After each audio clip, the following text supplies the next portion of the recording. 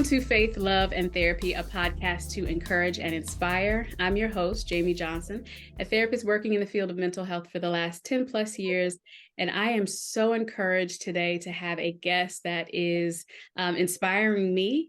And I wanted to have the opportunity to have a dialogue with her and for you all to hear her story and what she does. And with it being Breast Cancer Awareness Month, I actually didn't think of that until after the fact. Um, which is I think it's a God thing. He's just like, remember.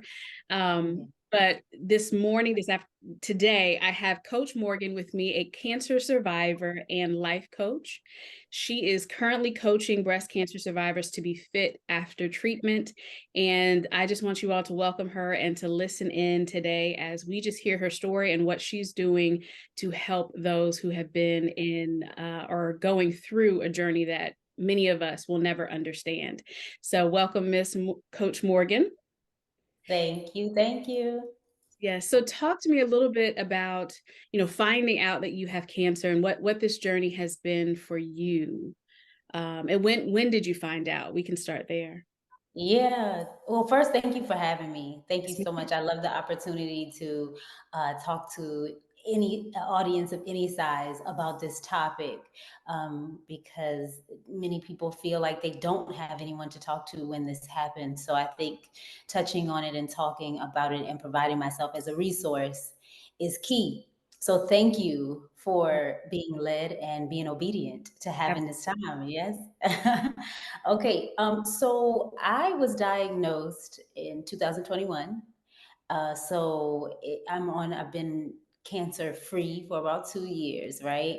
Um, and I'm clapping. And let me tell you, the doctors don't really like to call you cancer free until you get out of this 5 year window. But I Okay. call myself cancer free the minute they took it out. Okay. Yeah. So in around March 2021, I I had felt a lump, right? And I had just gone to the gynecologist. So if anybody, you go to the gynecologist, they do two things. They're checking down there, but they also, feel around to see if they feel any lumps, right?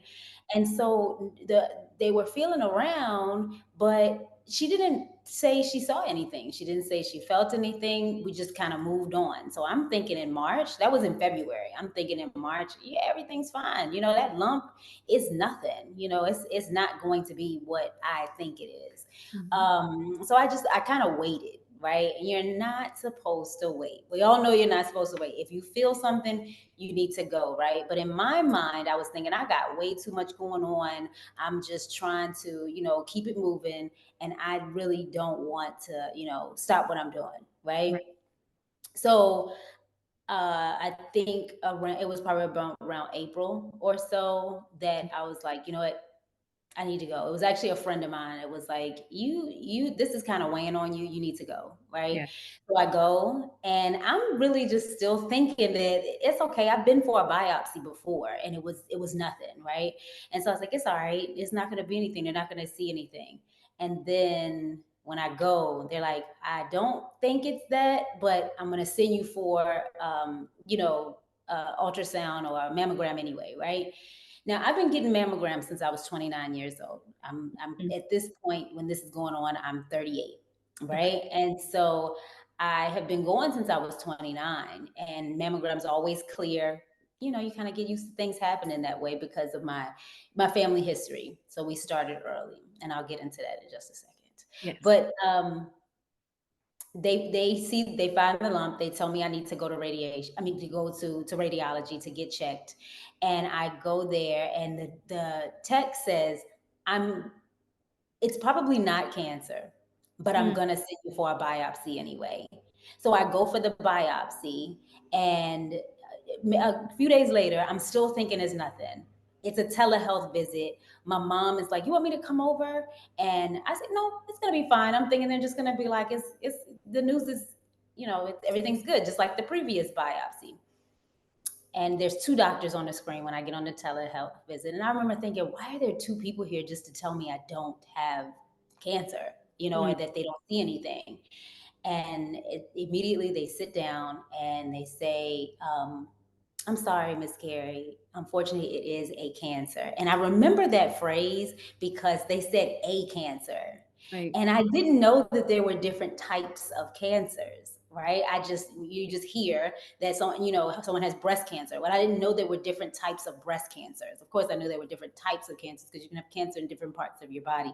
But I mm, didn't know that they had different types of breast cancer. It was like, I just thought if you get breast cancer, you just have breast cancer. right, So right. that really stuck out to me when they said it is a cancer. Now I'm gonna tell you, I don't remember anything else after that. I don't remember anything they said. I remember grabbing my mother's hand really tightly because it was ironically resting beside mine really closely. So it was like she was just there, ready. And I grabbed her hand really tightly, and I don't remember much else after that that they said. I just remember my phone ringing from other doctors shortly after that. And let me Mm, just say the blessing in my case that many people don't, I've learned in my coaching journey that many people don't experience was that my medical team was really, really quick. They called me the next day. I was in the breast surgeon's office the day after that, which was a Friday. I was on the operating table the very next Friday. So it was a whirlwind once I found out. I waited a couple of months to actually get something seen, but as soon as it was diagnosed, I was rolling ever since. wow. My Yeah. goodness. That, I mean, that's one, you never have we never have the thought that it will be, right? Yeah. All the way up until, and it sounds like up until that very moment. You never think it will be. You just never think it will be. And Even though I had that history, I was just always thinking it's all right. It won't happen. Even though cancer was always like kind of resting in the back of my mind. I mentioned my mother. My biological mother passed away when I was a baby. I was about 2 years old. She passed away from breast cancer, and she was very young. And so, because of how young she was at her death, I was always considered high risk, and especially since she's the relation because she's my mother. Fast forward many years later, her mother diagnosed with breast cancer in her 80s, my grandmother, and she passed away from breast cancer. And so, I have family history on both sides. One of my dad's sisters also, she's still with us, but she has had it. And one of my first cousins, same side as my biological mother and biological grandmother, she had it as well. So it's like it was all around me. These diagnoses happened before mine, and it was all around me, and it was almost like it was closing in on me, like yeah, it's coming, it's coming, it's coming, until it actually came. right. But because of my history and because of how things happened in my life, I keep every day I tell myself, like, girl, you're out here breaking generational curses. Like Yes. literally out Yeah. here breaking generational curses. Yes, absolutely. Yeah. Absolutely. So walk us through, you have, I mean, within, it sounds like 2 weeks, you had the Within surgery? it was really within a week. On one Mhm. Friday, I was in the breast surgeon's office. The very next Friday, I was on the operating table. So Wow. 7 days. Wow. Yeah, 7 days. And they removed the lump. They removed the lump. I actually had a double mastectomy because Okay. I was in a doctor's office, and she gave me a lot of options, Mhm. right? As many options as she could. She was like, I can start chemo now and shrink this thing down and then have your surgery, or we can go in and I can do a lumpectomy, but it was very large. My lump was large, so the lumpectomy was going to leave my breast deformed, right? Mm, Which mhm. I'm gonna tell you, I didn't really care about. Now I recognize a lot of my clients that come to me, this stuff like this is in the forefront for them, like what they're gonna look like afterwards, and are they gonna be symmetrical, and like it's a big deal. Our body image is a huge deal to us. When I went in, I was so shaken up. I really didn't think about the body image stuff came for me later. I didn't think Okay. about it until so. And my immediate response when she gave me those options was, no, get it out, and just take the other one off. Like I don't want to deal with the other one. I Yeah. don't want to deal with it ever coming back in that breast, Mhm. or whatever's left over. Right. Just take them off. And she said, whoa, whoa, whoa, wait a minute. But it's kind of how my brain works, is like once I decide that I'm going to do something, I do it. So Yeah. It was a double mastectomy. And I think she was saying whoa, whoa, whoa, because she knows she's been doing this for years and years and years. I mean, well before I was even born, right? Mm, And so she said, I think that maybe you want to think about this because, and I think she knew that it was because body images happen, at body consciousness. mhm. And I just wasn't thinking about that, but it did come later. It came Okay. later. So I help my clients deal with that on the front end or the back end. Yeah, yeah. And so Yeah. what is this, because you said as soon as it was removed, as soon as it was done, now you are declaring yourself healed. And what is that process like right after a surgery to get back to life Yeah. as you know it? Or do you get back to life as you know it? You don't, Mm, right? And so this is one of the things that I talk to my clients about is that it's usually like in the consultation, like first session, I just get it out there. Like you will never be the same again, mm, right? After mm, you go through something like that, you aren't the same. But that doesn't have to be a negative thing. I remember saying to my therapist before, I'm never going to be the same. I'm never going to be the same. And he said, you probably won't, but you could be better. And mm, that line mm. just sticks with me because I am better. I Yeah, always say that it took me to lose my health to realize to gain some things, to realize some things. And I don't want that to happen to everyone, but it has been a blessing for me. And I know it's weird to say that something like cancer is a blessing, but I have found a blessing in the burden, right? yeah. Mm, That mhm, that there is life after a diagnosis like this. There is progression, right? There are still accomplishments. There's still things to do. So it when to answer your question, right after a diagnosis and a surgery and treatment, it doesn't feel like healing. The healing is a declaration. It mm, is just that. So it doesn't feel like healing, but you are healing, because you're coming out of that storm. And if you're all tattered and bruised and you still look like the storm, right? But you're on your way out of it, which is a part of the healing journey. Has to start somewhere. yeah, yeah. And so when did it click for you that you were going to, or were you already very much involved in fitness? What was the shift that happened? Yeah.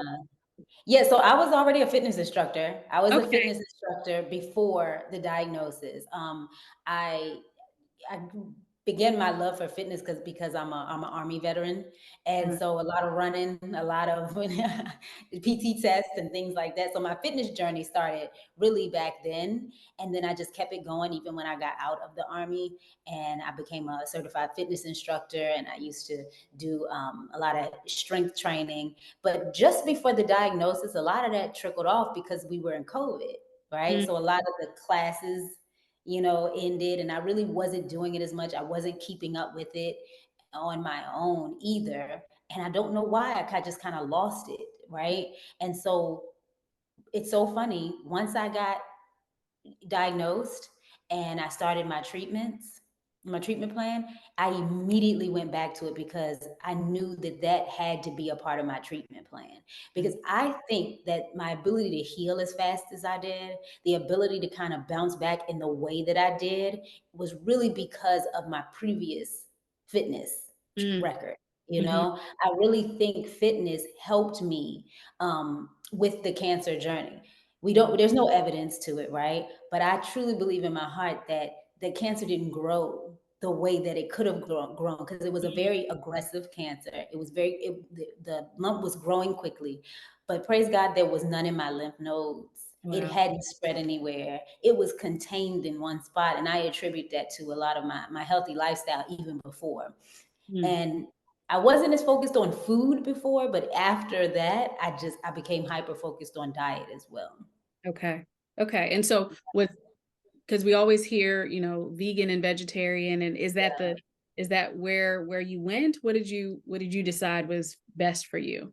Well, it's funny you say that. I'm gonna tell you, I do not claim any of those Okay. vegan, vegetarian. I don't discriminate, right? Because and I learned this during the treatment as well is that I had stopped eating meat beforehand. I wasn't eating a lot of meat. I was kind of a pescatarian, right? I would eat seafood. But then, when you go through chemo, you start to lose a lot of your vitamins and nutrients, right? Because Mhm. chemo is poison. Let's be clear. Like it kills cancer, but it also kills very healthy cells and very healthy like nutrients that you have in your body, Yeah. right? And so I started noticing deficiencies. And some of the deficiencies was because of some of the things I feel like they were missing from my diet. So I started putting them back. Some meat has Mm. vitamins and things in it that you need, right? And protein from your chicken and things. And I know there are people out there that still swear by not eating animals and eating meat, but there's nutrients in some of that stuff that I felt like I needed as a chemo patient, and so I started putting some of it back. I'm not a beef eater. Mhm. And it's probably just because of preference. I don't have any science behind that. It's just preference, but I make sure I get enough protein and other things as well. So Okay. yeah, I don't claim anything. I I know, just right? Eating what's best for me. I eat what is best for me. I do a lot of recipes and reading books on like having an anti-inflammatory diet. I really try to focus on having an anti-inflammatory diet and building my diet with a lot of antioxidants. Mm. Okay. So were you coaching before the Yeah, but I was not doing, of course, I wasn't doing the breast cancer and I wasn't so focused on fitness. I was just providing fitness classes, right? And so I would go to these area gyms and provide fitness classes. So I was not coaching around fixed fitness. My coaching was really around career development. I uh, am a HR director in my full-time world. And so I would coach people on interviewing, hiring, resumes. I redid resumes. So I've been a coach for a long time, but the area in which I coached was a little bit different. It was a little different area of life, which is, career development and progression. And I still dabble in that because people know that I do it. So, people will come and ask me. But I think once you start coaching, you just kind of can yeah. coach is if you have the skills on what you're trying to coach on. And so it was a no-brainer for me when I was diagnosed with breast cancer that I had to continue to get this word out and how I had to continue to share. And actually, a Bible verse came to me when I was in my treatment, and it was, "I shall not die, but I will live to tell the works of the Lord." Hmm. And I had to find a way to fulfill the promise because I promised God that I would tell what he did for me, Yeah. during my journey. And I was already coaching and he told me, use your tool, use the tool you already have, Mm. and coach the people. Yes. Yes. To me, outside looking in, because, by profession, I'm a therapist. Um, there's an element of coaching, but it's different, but there's some similarities for sure. But Hmm. when I think of HR and career and coaching and then and making that shift to coaching survivors, coaching those that are diagnosed with breast cancer, Hmm. I can see some of the skills translating, but my brain won't connect. Like there's a level of emotion that Yeah. so different. So talk to me about how that's different and shifting your focus and just how you're helping clients in this way now. Yeah, it absolutely. HR and career development is a very professional, Mhm. and there's a little less emotion that goes into it.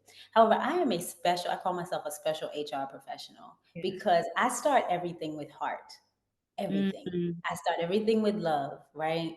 And I hence love to life coaching, right? Because I am love, right? And I start everything with love and I do everything with love. And so I have this ability to build rapport with people, which is one of the reasons why I really love human resources, because I get to be one of the first faces that people see in the organization in which I work in. I get to be the first connection. I get to be the first source of warmth, right? And so I kind of lead with that in my professional life. Now, we don't get into the weeds of how you're feeling every day, right? And how, like, whatever your emotions are. So you're right, there is an emotional connection to the breast cancer coaching that does not exist in the professional HR and career development coaching, but the love is there. The love is the same. The heart is the same, and so you just transition that into just being open and sharing your story, sharing your life, sharing your experience, and the emotional connection just kind of grows and Mm. develops. So, you just kind of transfer the skills, but one skill that you transfer throughout any kind of coaching that you do is love. Yes. Yeah. Wow.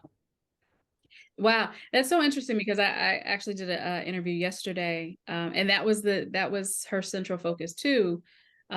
Was that when I'm working with hers was sex trafficking, she provides care Mhm, mhm. therapy, um, and meeting them with love, and I think that is something that we all have to like grab hold of. One, it's a commandment, right? Yes, It's what we are absolutely. commanded to do, and so when we do that, it sounds like all the other things begin to fall into place, Yeah. right? Yes. Yeah. Um, so what could someone who is in taking your coaching program, what would they expect to receive from you? Yeah. Yeah, yeah. I always remind people because I focus a lot on fitness tools, fitness routines, and practices. But the program is so much more than physical fitness. It is a holistic approach to focusing on clients after their treatment and diagnosis. So it's focused on physical, but it's also focused on emotional and spiritual health, right?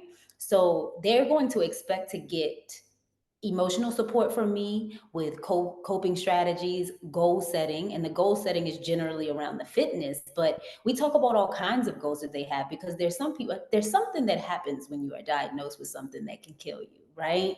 That you typically find that people have a new outlook on life, right? So a lot of the things that mattered before, like yesterday, the day before the diagnosis, don't matter today, right? A lot of the little stressors in life that were getting to you before, they're not getting to you anymore. So it's Mm. so because you're not focused on those things, you can shift your focus to things that really matter to you, like where did I want to go? Is there a place I want to visit? Like, is there a job that I want to work before I leave this earth? Is there a business that I want to start? Are there people that I want to get closer to? Your mind starts to shift to things that may have been kind of important to you before, but you were allowing other little things to get in the way. But these things become, top tier, right? So I help them goal set on what kind of things have you always wanted to accomplish, but just keep getting pushed to the back burner, right? And then advocacy and communication, right? A lot of people wonder, like, what does communication have to do with breast cancer surviving, right? And because I'm also a communication expert, and I help people learn how to talk to their team, their medical team, because Mm. all medical teams are not created equal, Right. unfortunately, right? You want to get the same kind of bedside manner, the same type of information, the same type of reactions, and we want it to always be positive. But unfortunately, that's not always the case. Not every doctor is forthcoming with all the information that they could give you, right? Not everybody is coming and being very empathetic and like I said, coming forthcoming with information. Some teams you need to interview. You need to Mm. ask more questions, right? Because that may not be the team for you. Just because they diagnosed you doesn't mean they need to treat you, right? Wow. Yeah. Yeah. And a lot of times we don't think that, right? We just go to the doctor because we're trusting this because they have doctor in front of their name, right? But I learned throughout my journey that sometimes you got to shop the doctor just like you shop every other product in your house and in your life, If you don't like the way this restaurant is treating you, you may not ever go back to that restaurant. Yeah. Yeah. We do that with something as simple as a Sunday meal, but we don't do that with something as grand as our health, Mm. right? And I recognize there's other things that I'm not touching on that people have to deal with, which is like insurance and the ability to pay for it and things like that, right? But if you do have insurance and your insurance allows you to pick different doctors, try it, Right. right? And then if it doesn't, think of some other options. There are programs that help people who are diagnosed with cancer financially. You know, there are programs that step in and opportunities for people to get some assistance that they need. My care team, like I said, was really great. I have had a client come to me so frustrated about the way she was being treated Mm, with her doctors that she couldn't even focus on fighting the disease yet because she didn't like the way she was being treated. And I recommended, I said, if you can, if your insurance will allow it, go see my team. And she wound up getting care from my full team. wow. Right. So those are the kinds of things that they're going to expect to get from me in the realm of communication, learning what questions to ask, what key phrases to look for when you're at the doctor, what to say for yourself, how to advocate for yourself on, with your team, some ideas and recommendations on how to show up when you go to treatment. Mm, I coach while providing information and suggestions on how to move through this journey. yeah. Yeah. Yeah. That is so helpful because you're right. When we think about, I'm a person that, yes, if I don't like my provider, I'm going to look for a new provider. But I think in the matter of something like a team, it seems Mhm. different, right? It seems like, Yeah. okay, these are the people that I have to, this is what's available to me. Uh, Yes, and to hear you say, no, that's not the case. You can remove a whole team of people if you that can if what's you work. want. Yeah. If Yeah. it's not working for you, you can say, "Okay, I'm not going to this team anymore. I'm gonna figure out another another medical system that can help me." Yeah. It's up to you.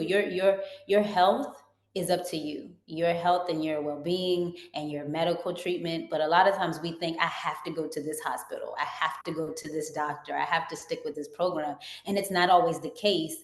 And although it might be, I always say ask the questions first. Try to see first. Try to see if you can go to another provider if you're not happy with Right. the treatment that you're getting. That's amazing. That is. Yeah.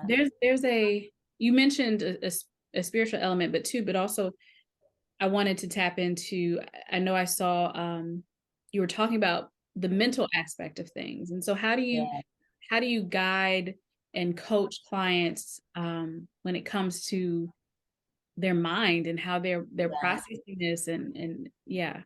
So important. Well, the first thing I ask my clients is, do you have a therapist? One of the Mhm. first things I ask is, do you have a therapist? Because I am not a licensed therapist and I believe in therapy, Yeah. and I believe that even if you aren't diagnosed, you should probably be talking to somebody because we all have a whole lot of things to talk about. We do.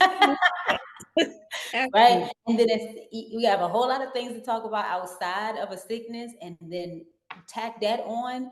You need to be talking to somebody, even if you don't think you need to talk to somebody. Sign up to talk to somebody because you never know what will come out in those sessions. And I mean, therapy has been so instrumental for me. I had a therapist before diagnosis, and I'm so grateful to God that He sent me to that person Mhm. because He is still my therapist, and I probably will continue to go to Him for as long as I can. Yeah. So yeah, that's the first thing because that will really help your mental well-being. When you're not in front of the screen or in the office with your therapist, I employ people to use the strategies that you learn in there. And if you aren't you're learning strategies to mentally cope, do not don't keep going there. You need a new therapist, Mhm. right? Mhm. You need to be gaining some strategies on how to mentally cope. But then you have to push yourself to actually use them, Yeah. right? And it is really about developing the mental toughness. And how I coach people to do that is you're going to get knocked down in this journey. You're going to wake up sometimes from treatment and you're going to be like, I don't know how I can do this, right? Mhm. But one of the strategies that I use is taking it minute by minute, right? We typically have these grand ideas of thinking about way down the road. Like, what is it going to be like when I finish treatment? Or I can't wait until I'm finished with this here because I want to do this in 3 months. Like, I want to be here in 30 days. Mhm. All that's great. And we get to that in goal setting. But before we can get there, we have to focus on our mental state right now. Because in the grand scheme of things, all we really have is the moment that we're in, Yeah. right? That's all we have. I tell my clients this story. when I was in the military, you're doing these activities when you're in basic training, and I've always been rather tiny, right?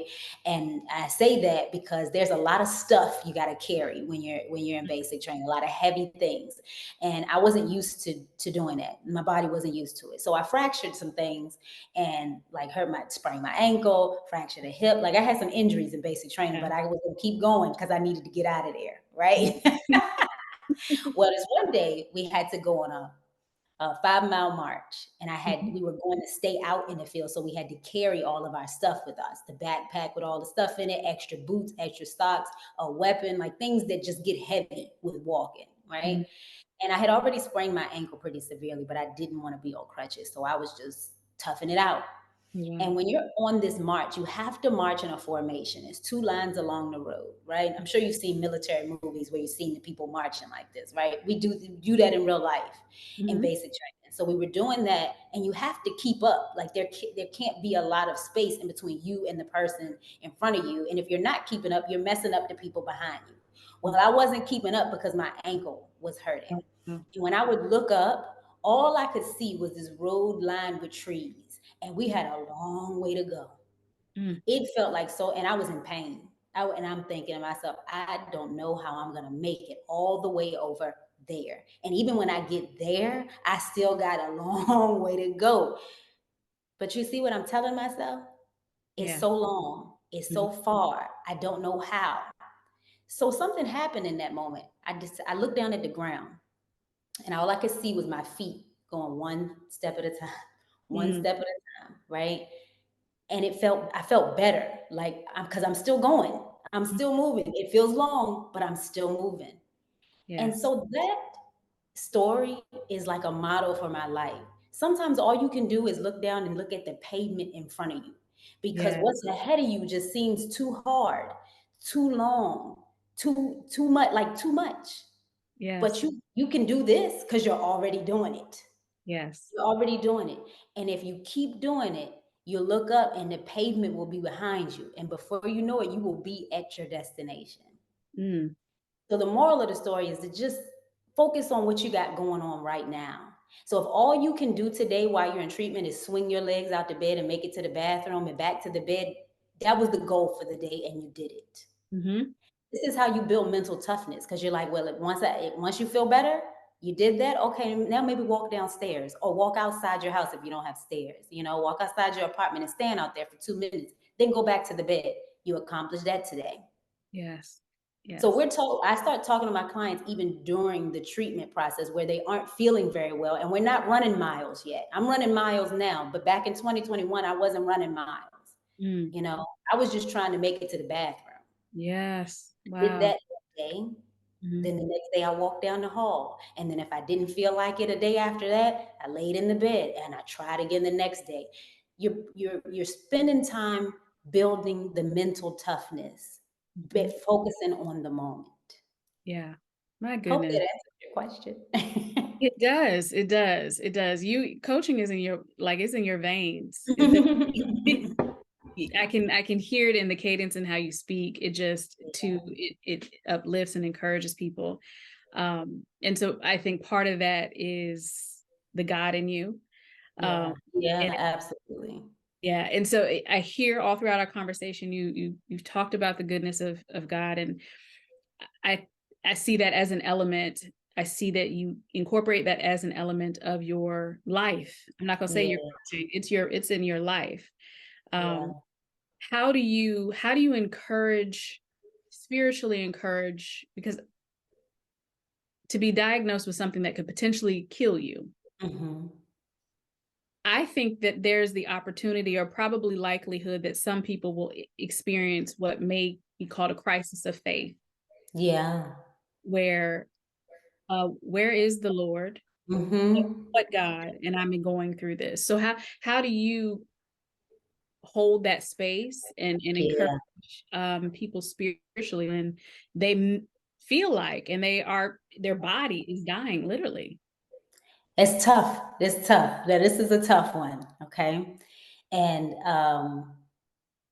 it's hard. This part is hard because we have a hard time with this in general. I'm going to use a word that I don't present to people Mhm. up front because it's hard to do. Mhm. And but the word helps us come to terms and have peace in the moment, Yeah. right? And the word is acceptance. Is a very heavy word and people don't like it. People Mhm. don't like the word acceptance, right? But we can practice it every day, even when we're not talking about passing away, Right. right? Or, the end of our lives, right? Because the truth of the matter is, none of us are getting out of here Cor alive. correct. It's the truth of the matter. So if we Mhm. just start there, if we Yeah. start there, then we can kind of bring things to reality for us, right? No, nobody wants to be diagnosed with anything. Nobody wants to suffer, and that was my biggest thing. Was that I know I can't stay here forever, but I just don't want to suffer.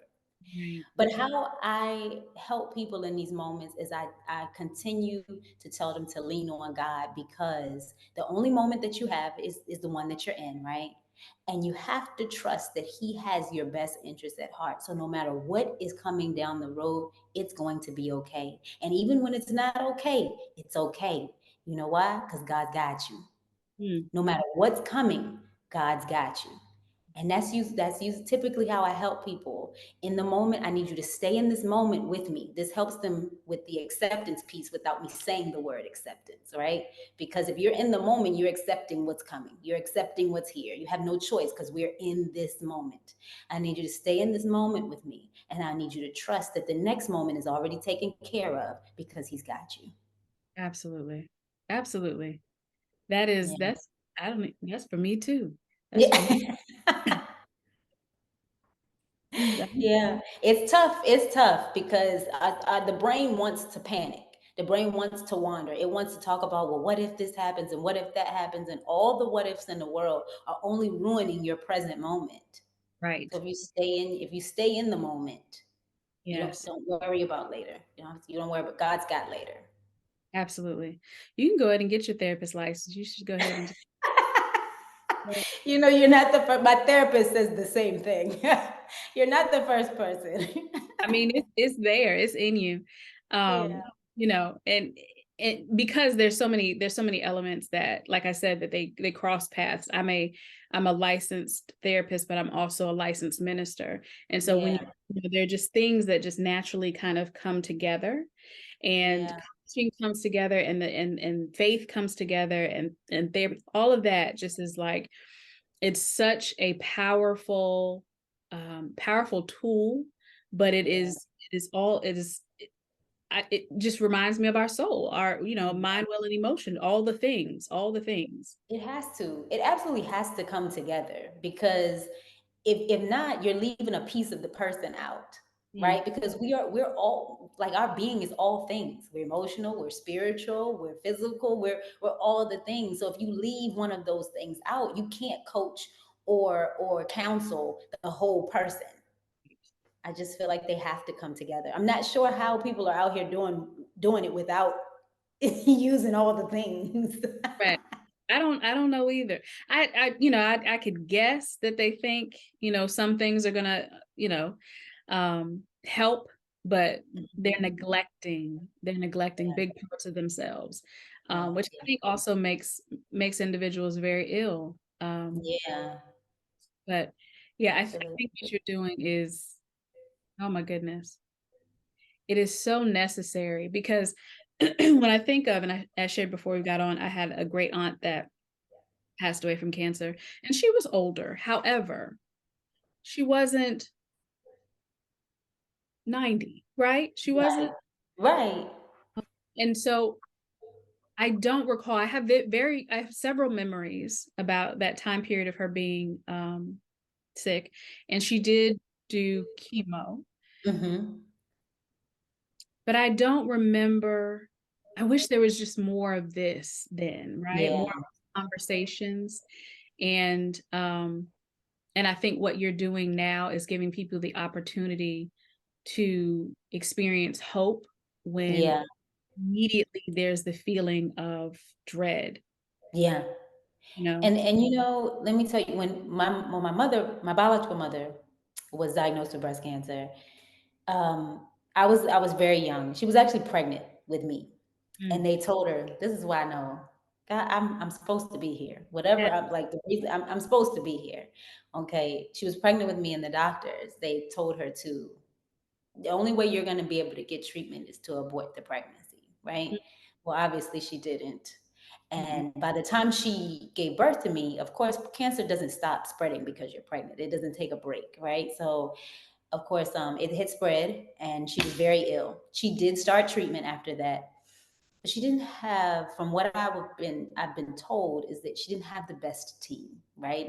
She had a doctor that just wanted to give her the most aggressive form of chemo there was. And chemotherapy has come a long way. Treatment has come a long way since then. I mean, we're talking about like 38 years ago, right? And so it has come a really, really long way. And she just couldn't take it. Her body couldn't take it. And my aunt, her sister, often feels like it was the chemo that killed her as quickly as it did, and not the cancer, because they treated her really aggressively. And so she passed away when I was about 2 years old, and there was none of this. There was none of this. There was the education. Well, it wasn't where it is now, of course. And I'm at a little bit of an advantage because when I need to know something, Google is my friend, Yeah. right?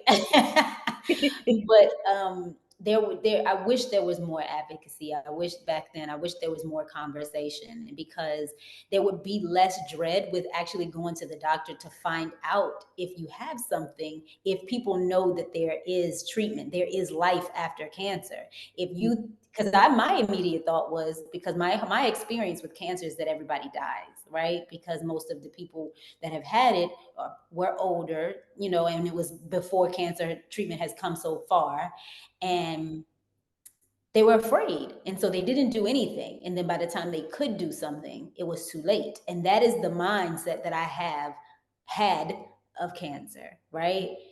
But there's life after cancer. There's life after treatment. You still have time, Yeah. and so you can thrive. And I follow a lot of cancer survivors on social media, and there are people who are thriving with all kind of stages, Mm. stage 1, stage 2, stage 3, stage 4. A lot of times when we hear stage 4, we're like, oh no. But I'm seeing people who are thriving with it. And I attribute it a lot of times to lifestyle, spirituality, mental toughness. um,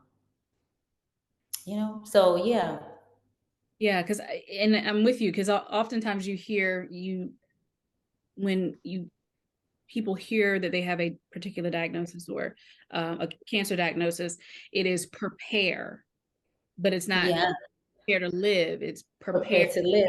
Yes, And yes. you essentially are saying we're preparing to live. We are, you know, we're holistically coming together to Mhm. prepare for the life that comes after cancer.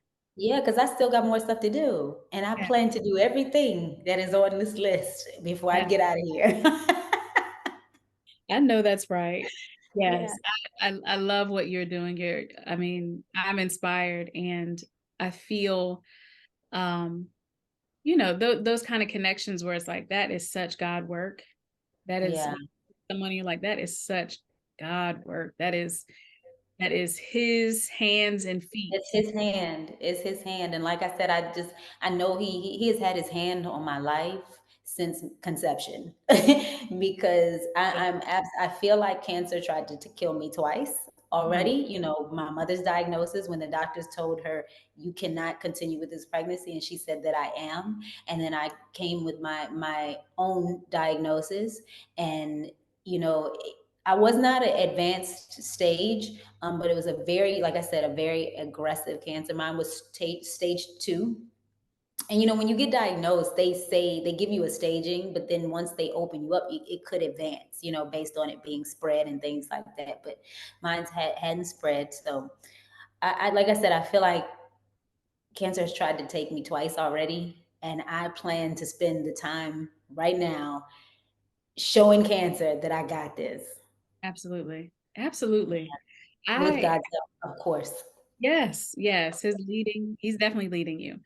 Um, I could talk to you forever, but Yeah, I I want know. to talk in This has a been way. wonderful. Yeah, and I've enjoyed it. I've enjoyed it. I just want to give you the kind of the end of this. episode to whatever you would like to speak to the people, and then how can they reach you, connect with you, um, if they want to Yeah. join the coaching program, if they have been diagnosed. Just tell them. Just I'm going to turn it over to you. Yeah. So you can reach me. People like to follow me on social media, and on Instagram, I am LL Coach_Morgan. I'm also on TikTok. I'm not as active on TikTok as I am on Instagram, but you can reach me on both. You can also send an email to mcarey, that's Carey, at lovetolifecoach.com, and I answer it on all three platforms, right? And you can expect to get a free consultation from me for about 45 minutes to an hour. I talk to people about their story, where, and I listen, about their story, where they are, how they're feeling, and how they think coaching can help them, and how committed they are to starting a coaching program. My coaching program started 6 weeks. And so we spend six, if you want more, you just decide that you want more. But I always ask my clients to commit to at least 6 weeks, because one or two sessions you won't be able to see how, how wonderful and how much growth it can happen, and how far you can go, in this journey with a coach. And yeah, and in the consultation we go over what exactly that entails. But really and truly, I'm here to use what God has given me to help someone else, right? That's my assignment. My assignment is to help. And that's what I'm here for. And I look forward to helping as many people as I can with this, because unfortunately so many of us are being diagnosed. I wish that was not the case. Right. And if I could find a way to stop that, I'd do it too.